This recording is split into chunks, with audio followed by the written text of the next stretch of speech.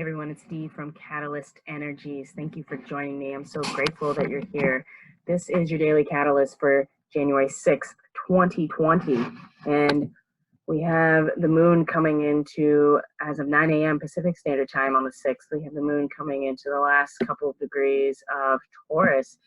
She's going to go void of course today in the early morning hours on the Pacific Standard Time, 7 a.m. East Coast. She's going to go void of course until 6:10 p.m. when she will then move into Gemini, bringing a whole different element to how we're feeling in terms of our mental state, with being curious, willing to entertain multiple ideas, but also in some ways unable to make any decisions or being fickle, a lot of back and forth energy within us. So, but before we get to that point, let's focus on where the moon is,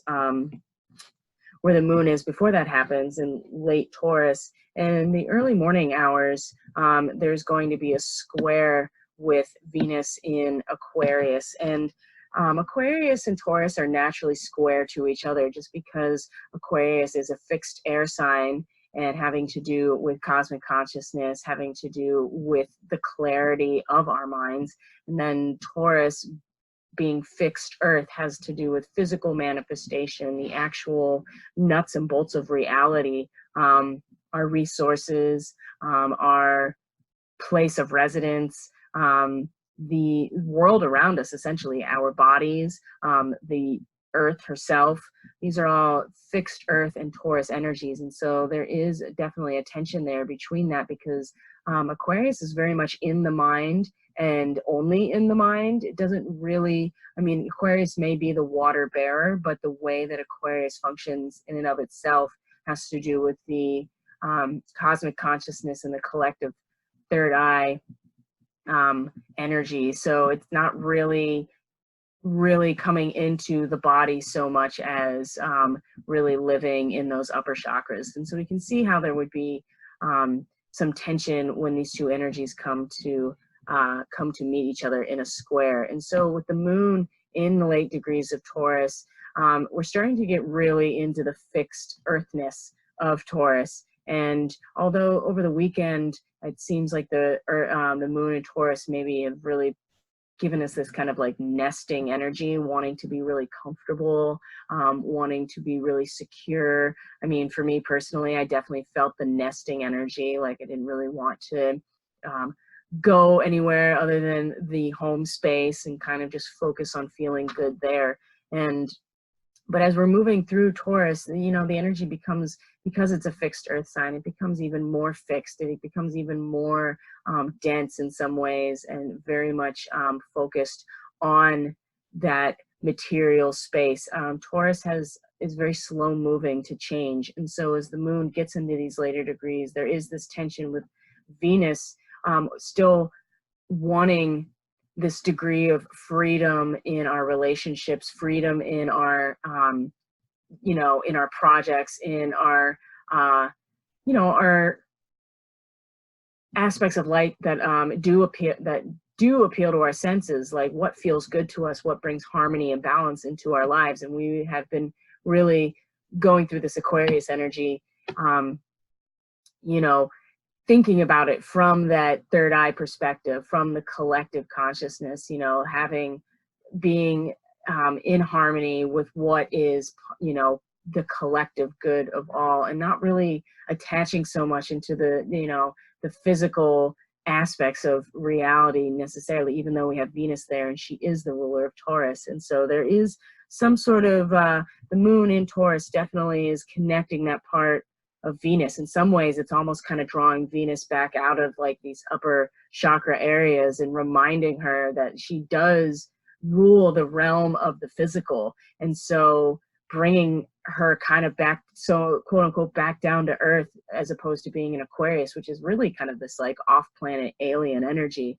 So the moon's really bringing her back into reminding her about being in physical form, and that like we still have to be here on earth, even though our conception and our higher minds are able to see the bigger picture and like connect into Aquarius as this like multidimensional type of energy that is cosmic, we still have to live here on Earth. And I think the moon squaring Venus in the early morning hours is that like draw back into the Earth, into what we consider reality.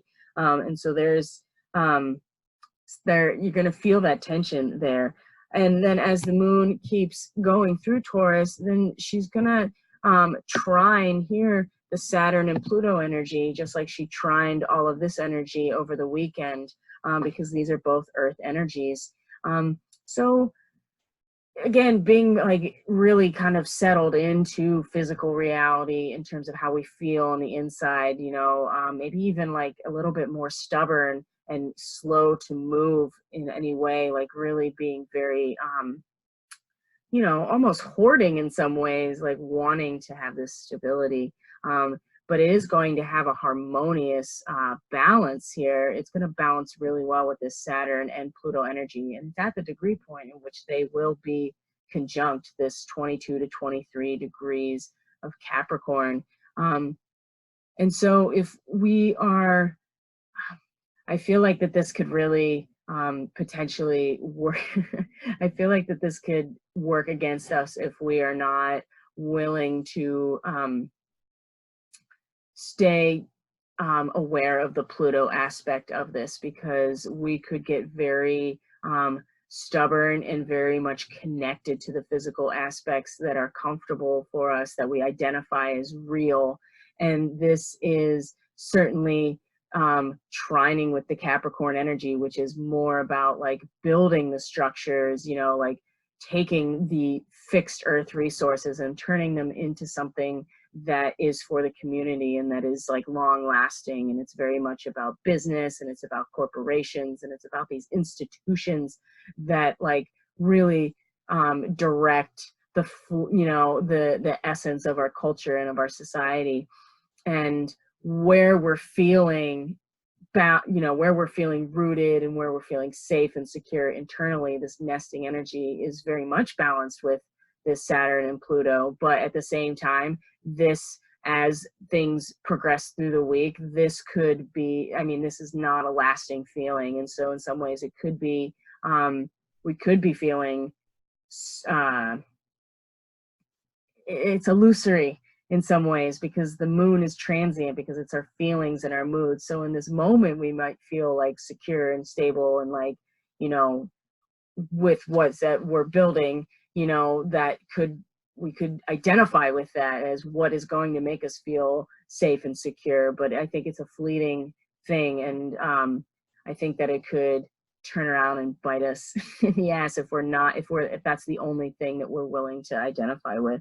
And that really comes about because then later on in the day, she does go void off course right after she's making this trine to Saturn and Pluto. And so while she's void off course, then she's going to make an aspect called a sesquisquare with all of this Capricorn energy that she was trining just yesterday. And a sesquisquare is a square energy. It's a 135-degree angle, but it's a square energy that is not actively seen. It's more subtle. It could have to do with like past life energy that's now interacting with what's going on now. And so it's something that's within the subconscious that can't quite put our finger on. And so after she trines this energy, she's going to have this sesquisquare right here with all of this Capricorn energy. It's going to, while she's void of course, which is not exactly a great time to initiate anything. It's really best to kind of take a step back and like contract a little bit and like really embody the things that we've come to understand through the transit before she changes signs into a new energy. So this is going to be with Jupiter, it's going to be with Mercury, and then it's going to be with the Sun. And so the places where she trined over the weekend that maybe we were feeling rooted and secure in terms of like where Jupiter is expanding and the messages we're getting from Mercury, and then the illumination from the Sun, all in this Capricorn energy of what we're building. There's going to be something now that as she gets into the later stages of Taurus that we can't really put our finger on, but there's something off. And it's just best to like take that for what it is and let it kind of sink in and not necessarily act on it, because after the sesqui square to Mercury, but before the sun, then she's going to move into Gemini. And this is all moving everything up from the body into the mind. And it's not only moving it into the mind, but it's moving it into the mind in terms of the actual flow of information. Gemini is the flow of data, of information. And it's also the recognition that there is bifurcation, that there is duality. Gemini is the first indication that there is separation as a result of duality. And so a moon in Gemini there's a lot of curiosity and there's a willingness to explore a lot of options, but there's also an inability to make any decisions and can seem kind of flighty. And so when she moves into Gemini, then she's going to sesqui square, have this like subtle square with the sun in Capricorn. And at that point, I think it's really going to trigger like our minds to like start trying to piece together things very differently. It's going to activate that Gemini, like, okay, what are all the options? What are all the pieces of data coming in? Like, let's just take it all in. Let's not connect or attach to any one frame of mind, but let's like bring in as much information and data as possible. Later in the evening, then in Gemini, she's going to sextile Chiron in Aries over here. And a sextile is harmonious, but it requires some sort of attention and activation. And this, again, there is an unwillingness to come to any conclusions about anything. This is really just like taking in all of the information. And this could allow us to make some, to come to some conclusions in some ways, even though she doesn't want to come to conclusions. There is new information that could come in about where this wound is for us, how we can best work with this energy, how we can heal this wound and move on. So there's a lot of mental activity around this Aries energy. And then from there, the sun in Capricorn is going to have a sextile then to Neptune in Pisces. And that, I think, is going to be either a wake-up call to, to connect with these deeper spiritual meanings, what's going on behind the curtain, the Wizard of Oz energy, like what is going on behind the curtain when it comes to what we're building and this enterprising energy. Like Jupiter's really expanding on this, but it also could really just like the illusion factory that Neptune and Pisces is responsible for could really activate this enterprising, really strong push with a sun in Capricorn to really like amp up that boss energy. And when we talk about illusions, Neptune in Pisces does rule mass media and it rules propaganda.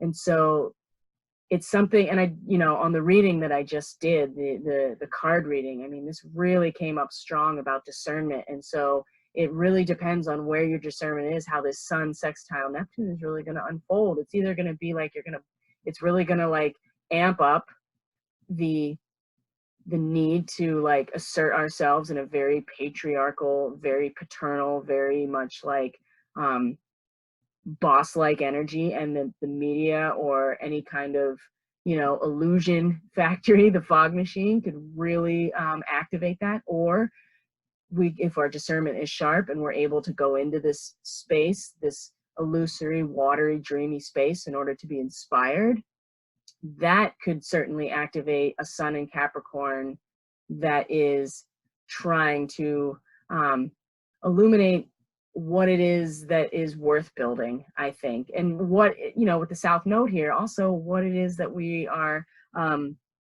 what is it we are trying to let go of? What is it we've mastered and it's time to release? And so it really depends. It could go either way. And what we see out in the world, I think that the bifurcation, especially with the moon in Gemini, is going to be so obvious that it's splitting even more and more. And then, of course, at the end of the day, the moon in Gemini is going to oppose Mars in Sagittarius. And this is like Mars really wants to push forward with his self-righteous agenda. Sagittarius is definitely the truth seeker, but the flip side of Sagittarius is dogmatic and righteous, self-righteous and judgmental, and believing that it is right and at all costs. And the moon in Gemini, within us eternally, like internally, there we could really, if we take advantage of this space, we can really take in a lot of data and not necessarily feed into that Mars or feed into